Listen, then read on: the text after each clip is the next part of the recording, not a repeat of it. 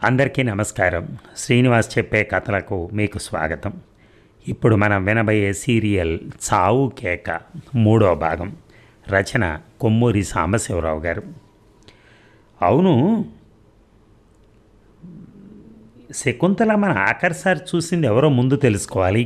ఆమె కమల గదిలో పడుకోవటానికి వెళ్ళాక ప్రకాష్ వెళ్ళినట్టుగా సిగరెట్ పీకల రుజువు కనపడుతోంది కనుక ప్రకాష్ని పిలిపించి అడగడం మంచిది అన్నాడు యుగంధర్. రాజు వెళ్ళి ప్రకాష్ను పిలుచుకొచ్చాడు. మిస్టర్ ప్రకాష్, కూర్చోండి. మీరు శకుంతల మన ఆఖరిసారి ఎప్పుడు చూశారు అడిగాడు స్వరాజ్యరావు. అత్తయ్యనా? నేనా అని కొంచెం గొణిగి, రాత్రి పడుకోబోయే ముందు చూశాను అంటూ జేబులోంచి ఒక చిన్న సిగరెట్ తీసి వెలిగించి గట్టిగా పొగ పీల్చాడు. ఆమె పడుకున్న గదిలోనే చూశారా? అవును, నేను డాబా మీదకి వెళ్ళి కొంచెం సేపుండి దిగొచ్చి నా గదికి వెళుతున్నాను. కమల గదిలో పెద్దత్తయ్య కనిపించింది. అక్కడేం చేస్తోందా అని లోపలికి వెళ్ళాను. కమల తను గదులు మార్చుకున్న సంగతి చెప్పింది. అత్తయ్యతో మాట్లాడుతూ ఒక 15 నిమిషాలు అక్కడున్నాను అన్నాడు ప్రకాష్. అంటే అప్పుడు టైం ఎంత అయి ఉంటుంది అడిగాడు ఇన్స్పెక్టర్. దాదాపు 10 గంటలు ఉంటుంది. ఏ? బతికి ఉండగా ఆమెను ఆఖరిసారి చూసింది మీరే కదూ అన్నాడు ఇన్స్పెక్టర్. అయ్యి ఉండొచ్చు అన్నాడు ప్రకాష్ ముక్తసరిగా. స్వరాజ్యరావు యుగంధర్ వైపు చూశాడు. అడగవలసిన ప్రశ్నలు ఇంకేమీ లేనట్టుగా యుగంధర్ తలాడించాడు. ఇన్స్పెక్టర్ ప్రకాష్ను వెళ్ళవచ్చని చెప్పాడు. ఇక ప్రకాష్ వెళ్ళగానే అనుమానితుల జాబితాలోంచి ప్రకాష్ను కూడా తొలగించాలి అన్నాడు రాజు. ఎందుకు అడిగాడు ఇన్స్పెక్టర్. కమలా శకుంతలమ్మ గదులు మార్చుకున్న విషయం అతనికి తెలుసును గనక అన్నాడు రాజు. యుగంధర్ అవునన్నట్టుగా తలాడించాడు. ఇన్స్పెక్టర్ చేతి గడియారం చూసుకుని ఆవులించాడు. తెల్లారుతోంది. శవాన్ని మార్చురికి పంపే ఏర్పాటు చేశాడు. ఇంట్లో అందరినీ విడివిడిగా పిలిచి ప్రశ్నించాడు. కొత్త విషయాలు ఏమీ తెలియలేదు. శకుంతలమ్మ హత్య కారణం కానీ హత్య చేసింది ఎవరో కానీ తెలియలేదు. కమలను హత్య చేయడానికి ఎవరు ప్రయత్నించింది తేలలేదు. నేను ఆఫీస్కి వెళ్ళి రిపోర్ట్ తయారు చేసి 10 గంటల ప్రాంతాన్ని వస్తానని చెప్పి ఇన్స్పెక్టర్ స్వరాజ్యరావు తన పరివారాన్ని వెంటబెట్టుకుని వెళ్ళిపోయాడు. ఇక యుగంధర్ గారు, మీతో ఒక మాట అంటూ ప్రభు యుగంధర్ దగ్గరికి వచ్చాడు. ఏమిటి అడిగాడు యుగంధర్. ఏమిటండి అన్యాయం? మా పెద్దమ్మను చంపటం ఏమిటి? కమల గొంతుక పిసకటం ఏమిటి? అంతా అయోమయంగా ఉంది అన్నాడు ప్రభు. రాత్రంతా నిద్ర లేకపోవటం వల్ల అతని కళ్ళు గుంటలు పడ్డాయి. మొహం ముడుచుకుపోయింది. నాకు అయోమయంగా ఉంది అన్నాడు యుగంధర్. యుగంధర్ గారు, మీరు ఎలాగైనా సరే ఈ అఘాయిత్యాలు చేస్తున్న మనిషిని పట్టుకోవాలి. ఇలాంటి ఘోరాలు ఇక జరగకుండా ఆపాలి అన్నాడు ప్రభు ఆవేశంతో. ఇంకా ఈ ఘోరాలు జరుగుతాయని మీరు ఎందుకు భయపడుతున్నారు అడిగాడు యుగంధర్. కమలను చంపడానికి ప్రయత్నం జరిగింది కదా, హంతకుడు మళ్ళీ ప్రయత్నించవచ్చు. దయచేసి మీరు ఇక్కడే ఉండి హంతకుడు అంతు కొనుక్కోవాలి. ఆ ఘాతకుణ్ణి పట్టుకునేదాకా నాకు నిద్ర పట్టదు. మీ శ్రమకు తగిన ప్రతిఫలం ఇచ్చుకుంటానన్నాడు ప్రభు. యుగంధర్ ప్రభు భుజం మీద చెయ్యి వేసి, భయపడకు, నా శ్రేయశక్తులా ప్రయత్నిస్తానంటూ ఉండగా, అన్నయ్య అంటూ మీనా వచ్చింది. యుగంధర్ని రాజుని చూసి ఆగిపోయింది. ఆమె చేతిలో కవర్ ఉంది. ఏమిటి మీనా అడిగాడు ప్రభు. ఇంకొక ఉత్తరం వచ్చింది అంది మీనా. ఆమె పెదవులు వణుకుతున్నాయి. చేతిలో ఉన్న కవరు గాలికి ఆడుతున్నట్టుగా ఆడుతోంది. మనిషి నిలబడలేకపోయింది. యుగంధర్ మీనా దగ్గరికి వెళ్ళి చేయి చాచాడు. మీనా అప్రయత్నంగానే యుగంధర్కి ఆ కవర్ ఇచ్చింది. అందులోంచి ఒక ఎర్రని కాగితం తీసి యుగంధర్ చూస్తున్నాడు. రాజు ప్రభు అతని వెనక నిల్చుని ఉత్తరం చదివారు. నీ గండం గడవలేదు, ఈ రాత్రి నీవంతే అనుంది. పత్రికలో అచ్చైన అక్షరాలు కత్తిరించి అతికించబడ్డాయి. గుడ్ గాడ్, ఎవరో పిచ్చివాడు రాస్తూ ఉండాలి అన్నాడు ప్రభు. నిన్న రాత్రి పెద్దమ్మను చంపిన మనిషి పిచ్చివాడా అడిగింది మీనా. యుగంధర్ ఆ అన్నా చెల్లెళ్ళని ఒక్క నిమిషం రెప్పవాల్చకుండా చూశాడు. ఇలా కూర్చోండి, మీ ఇద్దరితో మాట్లాడాలి అన్నాడు. ఇద్దరూ కూర్చున్నారు. ప్రభు, ఈ హత్య చేసింది ఎవరో నన్ను దర్యాప్తు చేయమంటున్నావు. చేస్తాను. ఈ ఇంటికి పెద్ద మీ తండ్రి గారు, ఆయన అనుమతి అవసరం అనుకుంటాను అన్నాడు యుగంధర్. దానికే నాన్నతో ఇప్పుడే చెప్తాను. ఇంకో విషయం, ఈ హత్య చేసిన మనిషి మీ ఇంట్లో వాళ్ళే ఎవరో అయి ఉండాలి.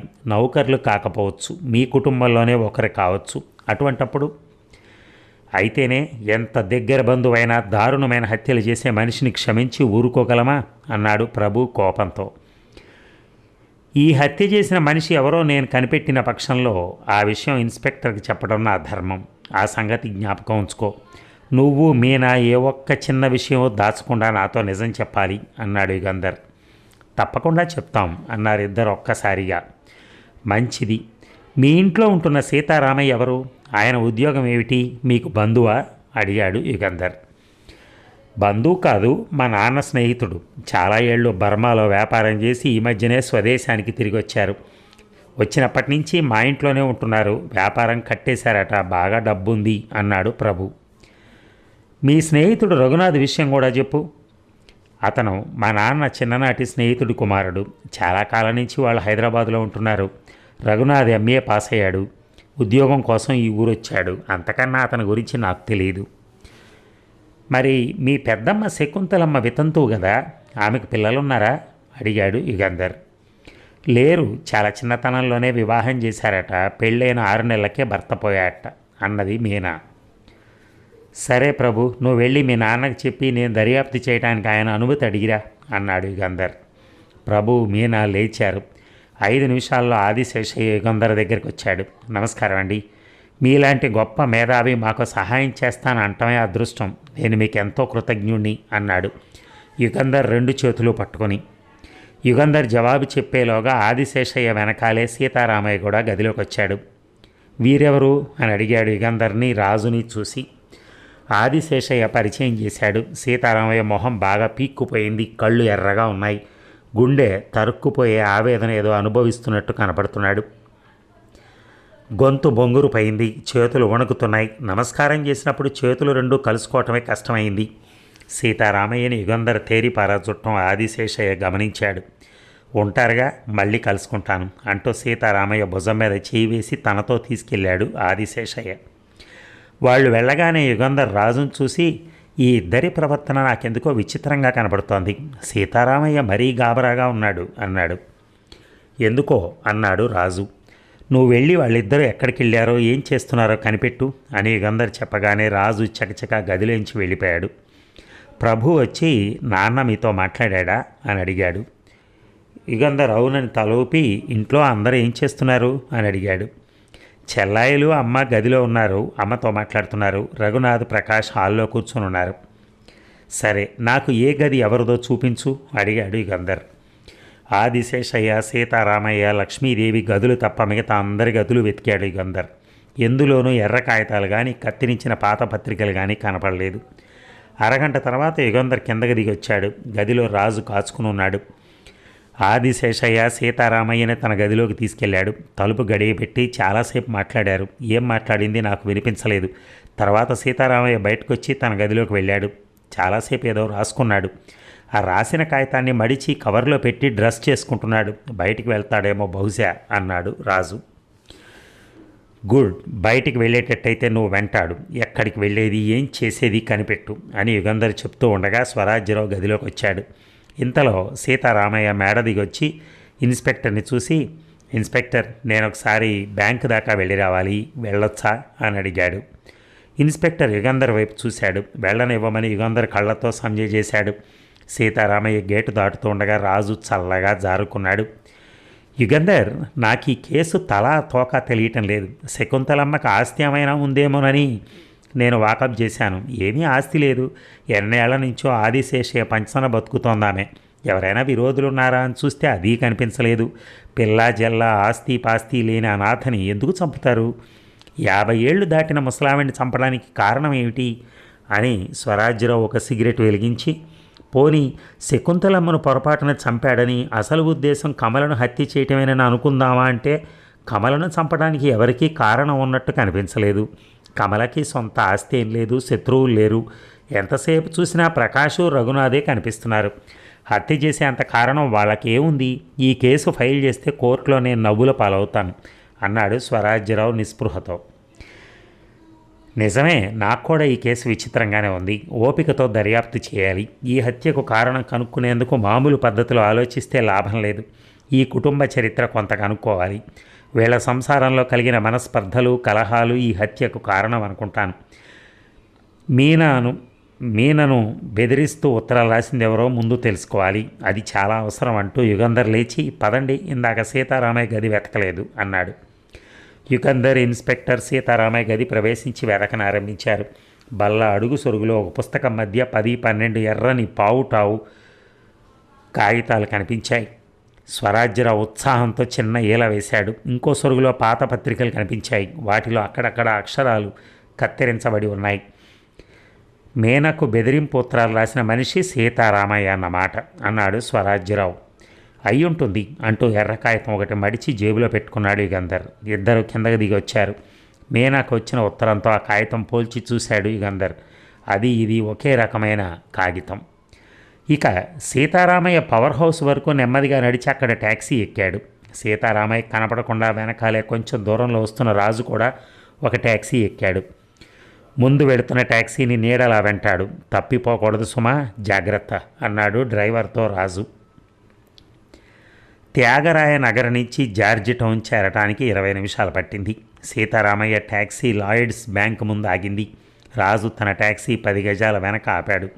సీతారామయ్య ట్యాక్సీకి డబ్బిచ్చి పంపి వెయ్యకపోవటం చూసి రాజు తన ట్యాక్సీని కూడా అట్టే పెట్టి నెమ్మదిగా బ్యాంకులోకి వెళ్ళాడు. Cashier counter, savings counter, current counter అన్ని కౌంటర్ల దగ్గర చూశాడు. సీతారామయ్య కనపడలేదు. ఏజెంట్తో మాట్లాడుతున్నాడేమో అనుకుని కాచుకు నిలబడ్డాడు రాజు. కొంచెం సేపట్లో సీతారామయ్య సేఫ్టీ వాల్స్ ఉన్న గదిలోంచి బయటికి రావటం రాజు చూశాడు. సీతారామయ్య డబ్బు తీసుకోవడానికి కానీ డబ్బు కట్టడానికి కానీ బ్యాంకుకు రాలేదని, సేఫ్టీ వాల్స్లో ఏదో దాచడానికో తీసుకోవడానికో వచ్చాడని రాజు గ్రహించాడు. ఇంత అవసరంగా సేఫ్టీ వాల్స్ కోసం రావాల్సిన పని ఏమొచ్చిందబ్బా అనుకుంటూ రాజు తన ట్యాక్సీ దగ్గరికి వెళ్ళాడు. సీతారామయ్య ట్యాక్సీ బయలుదేరింది. రాజు ఎక్కిన ట్యాక్సీ వెంటాడుతోంది. సీతారామయ్య వెల్లింగ్టన్ బ్రిడ్జి దగ్గర ట్యాక్సీ ఆపాడు. ట్యాక్సీ దిగి వంతెన గోడ దగ్గరికి వెళ్ళి జేబులోంచి ఒక కవర్ తీసి ముక్కలు ముక్కలుగా చింపి కూమ్ నదిలో పారేశాడు. జేబు రుమాలతో కళ్ళు తుడుచుకుని మళ్ళీ ట్యాక్సీ ఎక్కి తిన్నగా ఇంటికి వచ్చి ట్యాక్సీకి డబ్బిచ్చి పంపేశాడు. రాజు యుగంధర్ని కలుసుకుని తను చూసిందంతా చెప్పాడు. సీతారామయ్యని అడుగుదాం పదండి అన్నాడు స్వరాజ్యరావు. ముగ్గురు సీతారామయ్య గదిలోకి వెళ్ళారు. సీతారామయ్య పడకుర్చీలో కళ్ళు మూసుకుని 2 చేతులు మొహం మీద పెట్టుకుని పడుకొని ఉన్నాడు. అడుగుల చప్పుడు విని కళ్ళు తెరిచి చూశాడు. యుగంధర్ జేబులోంచి ఎర్ర కాగితం తీసి ఆయనకి చూపిస్తూ, సీతారామయ్య గారు, ఈ ఎర్ర కాగితం గురించి మీరేమీ సంజాయిషీ చెప్తారు అని అడిగాడు. సీతారామయ్య కుర్చీలోంచి లేచి నిలబడి అర్థం కానట్టు చూస్తూ, ఎర్ర కాగితమా, సంజాయిషియా, ఏమిటది, ఎందుకు అన్నాడు. ఆయన బల్ల సొరుగులో ఆ కాగితం కనపడద్దని చెప్పాడు. కనపడ్డది అని చెప్పాడు ఇన్స్పెక్టర్. నిజం చెప్పమని దబాయించాడు. మీ బల్ల సొరుగులోనే ఉంది. ఏమిటిది? నాకేమీ అర్థం కావట్లేదు. ఎర్రని కాగితాలు ఏమిటి, నా సొరుగులో ఉండటం ఏమిటి నాకు తెలియదు. ఎవరైనా పెట్టారేమో అన్నాడు సీతారామయ్య. ఎన్ని విధాలా ప్రయత్నించినా ఆ ఎర్ర కాగితాల విషయం తమకేమీ తెలియదని గట్టిగా చెప్పాడు సీతారామయ్య. ఇవాళ పొద్దున మీరు బ్యాంక్ ఎందుకు వెళ్ళారు అడిగాడు ఇన్స్పెక్టర్. డబ్బు కోసం అన్నాడు సీతారామయ్య. సీతారామయ్య అబద్ధాలు చెప్తున్నాడని తెలియగానే ఇక ప్రశ్నించడం నిరుపయోగమని ముగ్గురు కిందగా దిగి వచ్చేశారు. హాలు పక్కనున్న గదిలో కూర్చుని చర్చించుకోవడం ప్రారంభించారు.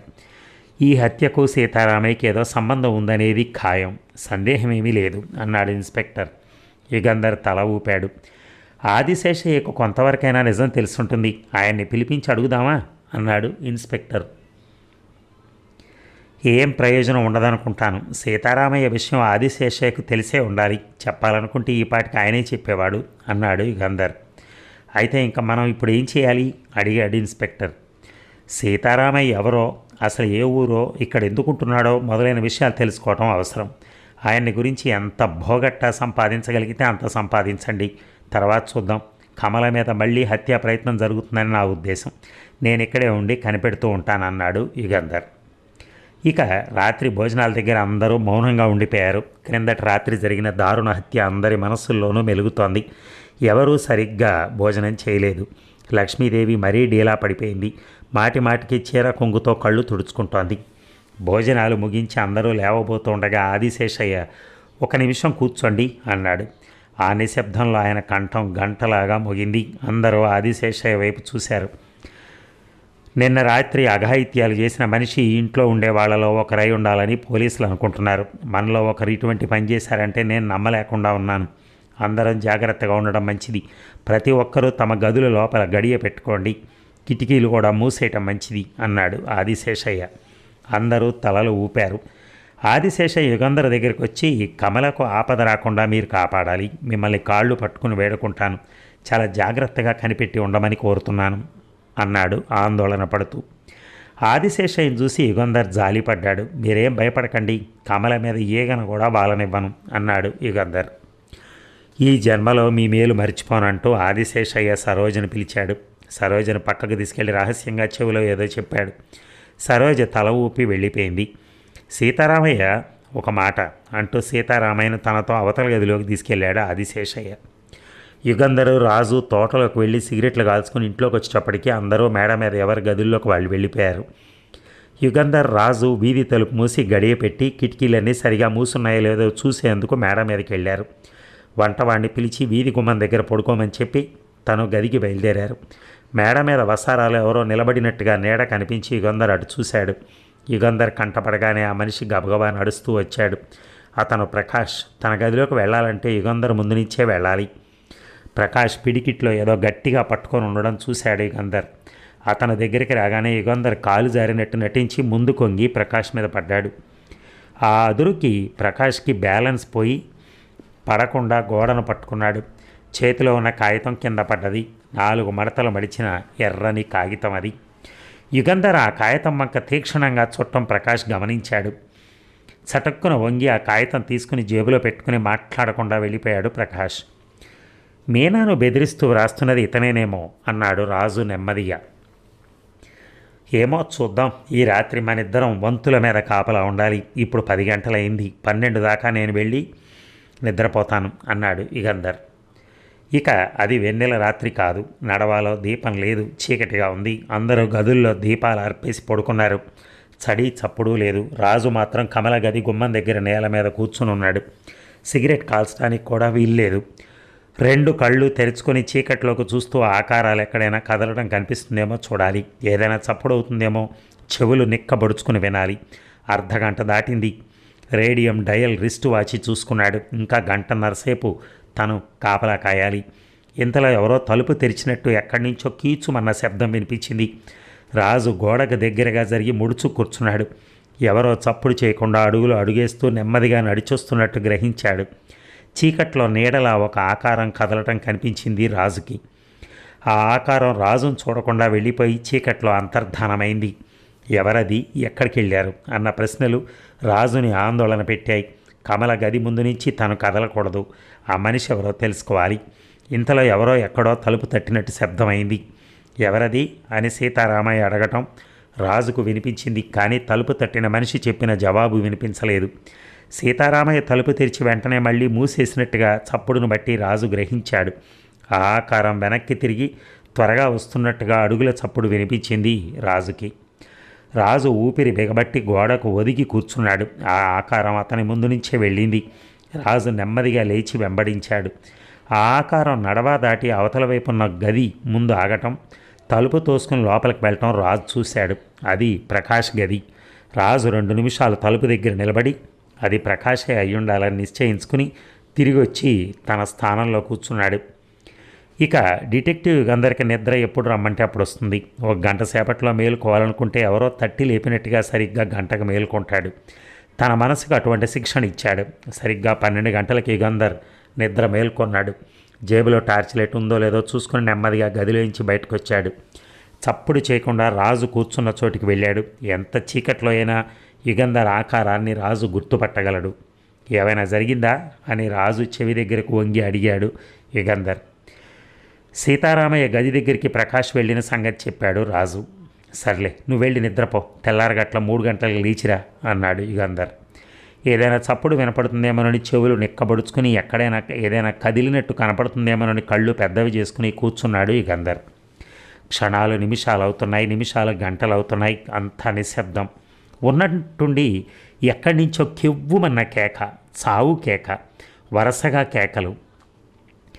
యుగంధర్ ఒక్క గంతున లేచాడు. ఒక అరక్షణం నిలబడి కేకలు ఎట్నుంచి వస్తుంది తెలుసుకున్నాడు.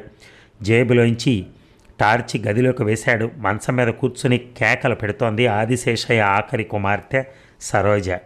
భయంతో ఆమె ముఖం వికృతంగా ఉంది. తుఫానులో ఊగిపోయే చెట్టుల మనిషి అటూ ఇటూ ఊగిపోతోంది.